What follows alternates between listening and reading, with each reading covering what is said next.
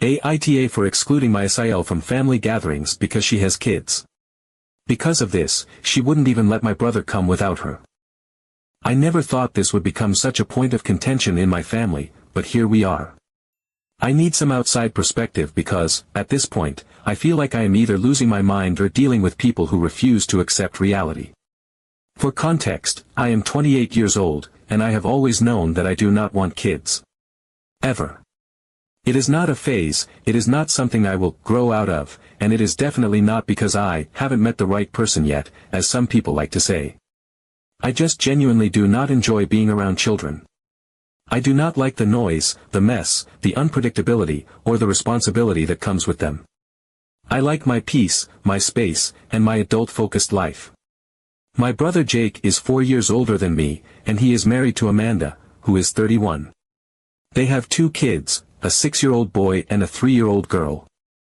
I love my brother, and I do not have anything against their kids personally, but I do not enjoy being around them for extended periods. I tolerate it at family events when I have to, but I do not go out of my way to spend time with them, and I certainly do not invite them into my home. I have always enjoyed hosting. I love having people over, cooking, setting up a cozy atmosphere, and planning fun activities.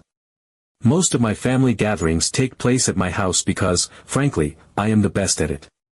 I put effort into making sure everything is enjoyable, and everyone has a good time. But there is one rule that I have always been very clear about: these events are for adults only. No kids. It is not a new rule. It is not something I suddenly imposed after Jake and Amanda had children. I have been consistent about it for years. I do not even invite my friends who have kids because I do not want to deal with children in my home. It is not personal, it is just the way I like to host. My events often include drinking, board games that involve strategy and themes that are not child-friendly, and conversations that do not need to be censored. It is a relaxed, fun environment where adults can unwind without worrying about little ones running around. Most of my family understands and respects this. My parents, my other siblings, our cousins, everyone knows the rule and accepts it without argument. If they have kids and cannot find a babysitter, they simply do not come. It has never been a big deal. Enter Amanda. Amanda has always had an issue with my stance on children, but it did not become a major problem until she had kids of her own. Before that, she would occasionally make snide remarks about how I would change my mind, or how it was sad that I did not want to be around children, but I ignored it. However, once she became a mother, it was like my rules suddenly became a personal attack against her. She has accused me of being a kid hater, which is ridiculous. Just because I do not enjoy being around children does not mean I hate them. She has called me selfish for not making an exception for her kids, as if my house should accommodate her choices. She has even tried to guilt-trip me by saying that I am excluding my own niece and nephew from family events. I have explained my reasoning to her more times than I can count. It is not about her. It is not about her kids. It is about the fact that I have a rule in place, and I am not going to start making exceptions because the moment I do, everyone else with kids will expect the same. If I allow her kids, then my cousins with toddlers will ask why they cannot bring theirs. If I let one person break the rule loses all meaning. Jake has tried to stay neutral, but his version of mediating is basically just telling me to let it go and be the bigger person. He says things like, "You know how Amanda is," as if that should be a valid reason for me to change my boundaries. He tells me that it would mean a lot to Amanda if I made an exception, but he never actually says that he cares about it himself. It is always about keeping the peace with his wife. My parents have backed me up completely. They have told Amanda that it is my house and my rules, and if she does not want to attend without her kids, that is her choice. They have also pointed out that there are plenty of family events where kids are welcome, holidays, birthdays, random gatherings at their house, but my events are different, and that is okay. Despite this, Amanda continues to act like I am personally attacking her. She has even started skipping family events entirely, including ones that do allow kids, because she says she does not want to be around people who discriminate against mothers. She has told Jake that he should stop coming to my gatherings in solidarity, but thankfully, he has not gone that far. However, I can tell he is exhausted by the whole situation and just wants me to give in to make things easier. I refuse. I am not going to let someone guilt-trip me into changing a boundary that I have always had just because they do not like it. I am not banning Amanda from my events. I am not banning Jake. I am not banning their kids from every family gathering, just the ones that I personally host. So, am I the bad guy for holding my ground on this? Or is Amanda being unreasonable by expecting me to change my rules for her? Update 1. Well, that blew up. I wasn't expecting so many responses, and honestly, some of them made me rethink things. I had gone into this whole situation convinced that I was completely in the right. After all, it's my house, my rules. I wasn't banning Amanda, I wasn't banning Jake, I wasn't even banning their kids from all family events. I just wanted to keep my own gatherings adult only, something I had been consistent about from the very beginning. But after reading through a flood of different perspectives, I realized that, at the very least, I should reconsider whether there was a way to soften my stance without feeling like I was compromising something that mattered to me. I never wanted this to become such a big deal. I never set out to create some grand divide in my family. I wasn't trying to make a statement or push anyone away. I was just trying to maintain the kind of social environment that I enjoy in my own home, one where I don't have to filter conversations, watch out for tiny fingers grabbing my stuff, or deal with the stress that comes with hosting kids. But at the same time, I started wondering if I was being a little too rigid. Was it really that impossible to find some kind of middle ground? Could I make some kind of small concession without it turning into an open invitation for every toddler in the family to take over my living room? So, I sat down with Jake to try and figure out if there was a way to move forward. If this was really about family and inclusion, then there had to be a way to compromise in a way that felt fair. I told him I'd be willing to host one family gathering a year that included kids, something like a big summer barbecue. Something outside, where the chaos of children wouldn't be contained within my walls, where they could run around and entertain themselves while the adults could still relax and enjoy each other's company. That way, Amanda and the kids could be included in at least one of my hosted events, but it wouldn't become a constant thing where I had to dread every invitation I sent out. Jake's reaction was unexpected.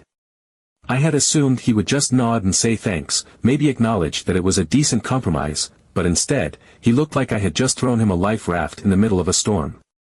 He actually let out this small sigh, like he had been holding his breath. His shoulders dropped. He looked relieved. And that was my first red flag. I hadn't expected this to be such a huge weight off his shoulders. I had figured this was just another one of those minor annoyances married couples deal with, something Amanda grumbled about but would eventually get over. But the way Jake reacted made it clear that this had been a much bigger issue for him than I had realized.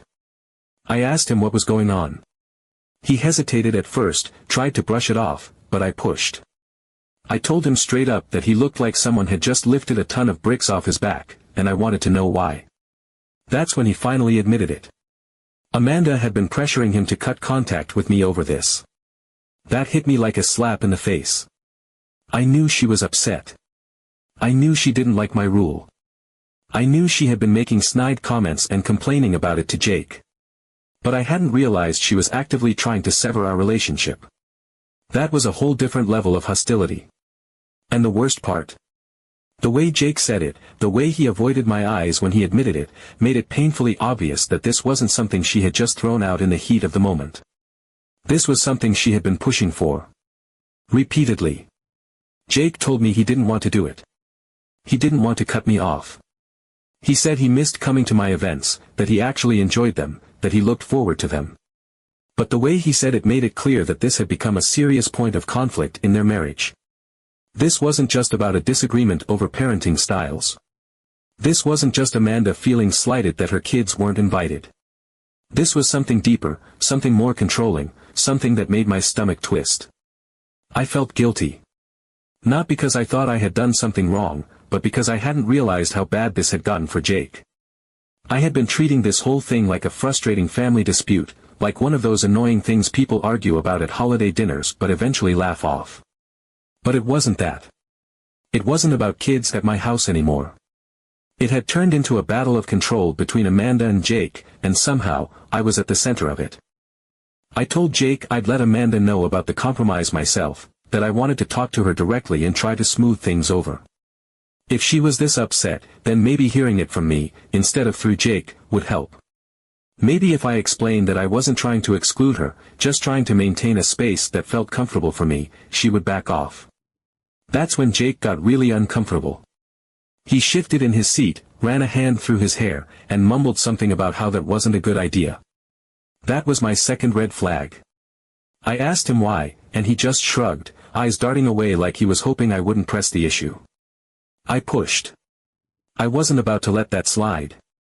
And then, finally, he admitted it. Amanda didn't want to come without the kids anyway, but she also didn't want him coming to my gatherings without her. That was the moment everything clicked into place. This wasn't about the kids. This was never about the kids. Amanda wasn't upset that my events were child-free. She wasn't upset that her kids were being excluded. She was upset that she wasn't in control. Because if she really cared about being included in family events, she could have just come without the kids, like my other family members do. She could have accepted that this was just how I chose to host and either adjusted or chosen not to attend without making it into a family-wide issue. But she didn't want that. She didn't want to come without the kids. And she didn't want Jake going either. She was using this whole thing as an excuse to isolate him from me and the rest of the family. I sat there, staring at my brother, feeling this slow, creeping realization settle over me. This wasn't about an argument over my hosting preferences. This was about Amanda trying to cut Jake off from the people who cared about him. And the worst part? It was working. Jake looked exhausted. Worn down. Like he had been fighting this battle for way longer than I had been aware of. And that scared me. Because it meant this wasn't just about me. This wasn't just about some petty grudge. This was about Amanda actively working to pull Jake away from his family, to make sure he was dependent on her, to make sure he didn't have anywhere to turn if things got worse. And that was a whole other level of concerning. Update 2. Okay, this just keeps getting worse. I thought I had a handle on the situation, that I understood where things stood, but I was wrong. So wrong. I had braced myself for resistance, for maybe an icy reception or another passive-aggressive comment, but what I got was something else entirely. I decided to go straight to Amanda and tell her about the kid-friendly compromise. I figured that if I approached her directly, explained my reasoning without Jake as the middleman, then maybe, just maybe, she would see that I wasn't trying to exclude her, that I wasn't targeting her children, that I was actually making an effort to include them in a way that worked for everyone. That was my mistake. Assuming she actually wanted a compromise. The moment I brought it up, she lost it on me. And I don't mean she was upset, or frustrated, or even annoyed. I mean she completely lost it. Screaming, furious, face red with anger kind of lost it. She didn't just reject the compromise, she went straight for my throat. She called me manipulative. She accused me of trying to steal Jake from her. She said I had always been out to ruin her marriage, that I had never respected their relationship, that I was some toxic influence who couldn't stand the fact that Jake had a life outside of me. I was completely blindsided. I mean, I knew she didn't like me much. That part was never exactly a secret. I knew she resented my rules, my choices, my preference for child-free spaces. But stealing my own brother? The idea was so ridiculous, so out of left field, that for a second, I genuinely didn't know how to respond. She wasn't just mad. She was furious in a way that felt deeply personal, like this wasn't even about the kid issue anymore. She went on this whole rant about how I had always been Jake's favorite. How I had always come first, how he always took my side. She said it like it was some massive betrayal, like siblings having a close bond was some kind of crime. She twisted it into something toxic, something unnatural, like our relationship wasn't just a normal sibling dynamic but some sort of inappropriate emotional connection that had been threatening her marriage since the beginning. It was unsettling. The level of resentment in her voice, the way she spat the words out like they had been festering inside her for years, it was so much deeper than I had realized. I tried to push back. I told her she was being ridiculous, that I barely even see Jake outside of family gatherings, that this wasn't about me trying to pull him away from her. I told her that this wasn't me isolating him, it was her. She was the one demanding he cut off his own sister over something that had nothing to do with their marriage. She was the one trying to dictate who he was allowed to spend time with, and now that I was offering a compromise, she was still furious, still making it into a personal attack. But she wasn't having it. She had already decided I was the villain in this story, and nothing I said was going to change that. She told me she was done trying. That if Jake wanted to be part of my child-free cult, then she wasn't going to stop him. She said it with so much venom, so much disgust, as if my decision not to have children was some radical, extremist ideology instead of just a personal lifestyle choice. She made it clear that this wasn't about family or fairness or finding a way to coexist. It was about control. It was about punishing Jake for maintaining a bond with someone she didn't approve of. I left after that. There was no point in continuing the conversation. She wasn't interested in talking, she was interested in attacking. So I went to Jake and told him everything that had just happened. I told him what she said, how she reacted, how she twisted everything into some bizarre narrative about me trying to steal him away from her. And Jake just deflated. I had expected him to be shocked, or at least upset, but he wasn't. He just looked exhausted. Like this was something he had heard before. Like this wasn't a revelation to him at all. And that was when he admitted it. Amanda had always been jealous of our sibling relationship. Since the very beginning. She had always resented how close we were, had always found ways to make him feel guilty for spending time with me. It wasn't just about my no kids rule. It wasn't about my hosting preferences. It was about Amanda making sure that he didn't have anyone in his life who she couldn't control. I asked him why he put up with it, why he let her get away with it, why he had spent years allowing her to push him further and further away from his own family. He just shrugged, eyes dull, shoulders slumped in defeat. And then he said the words that made my stomach sink, "It's easier than fighting." Update 3. After my last update, things took a turn I didn't expect. I thought the situation had reached its peak, that Amanda had made her position clear, and that Jake had resigned himself to a life of quiet submission.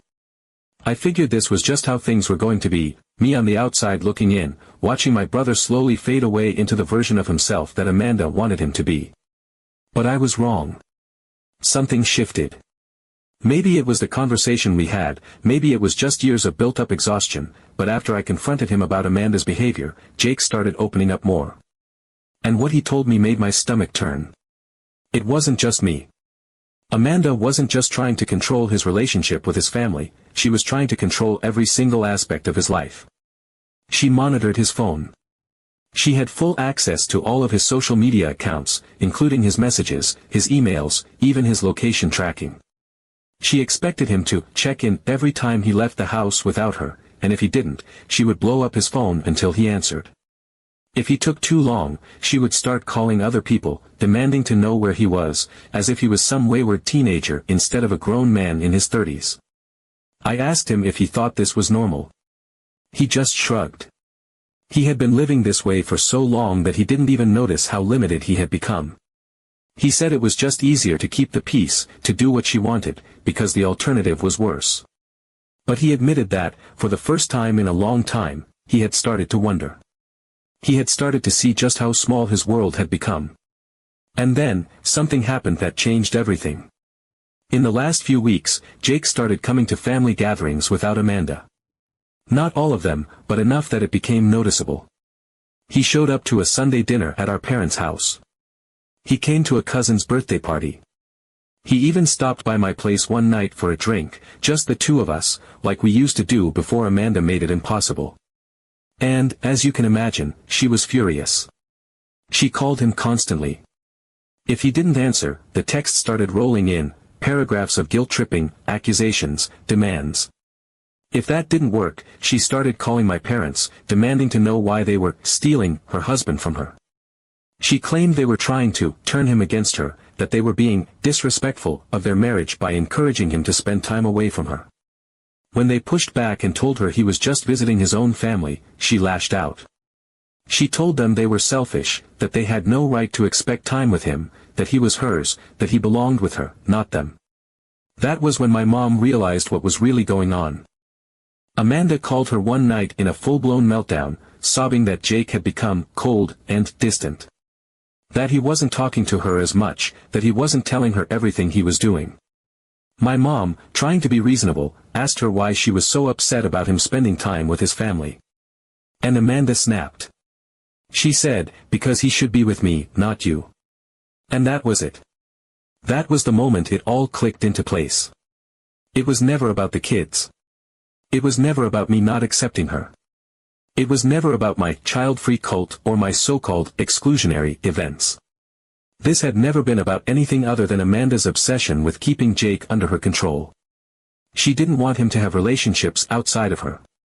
She didn't want him to have support systems, lifelines, or a world that existed outside of her influence.